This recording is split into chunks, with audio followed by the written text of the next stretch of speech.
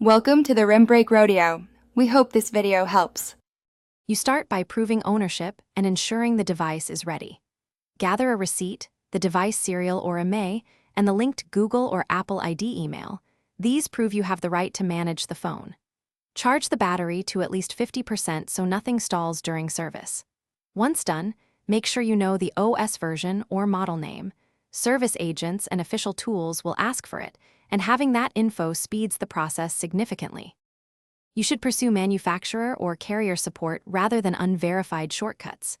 Explain the situation, provide the ownership documents, and follow their account recovery or remote unlock options. These tools are designed to protect your data and legal rights.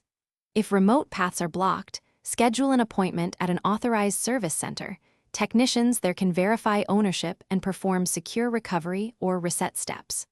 Also, keep your account credentials handy so they can confirm identity without additional delay.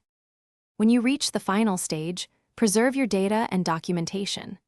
Remove external storage like an SD card and SIM, and request a written work order or service confirmation that lists the actions they will take and any fees.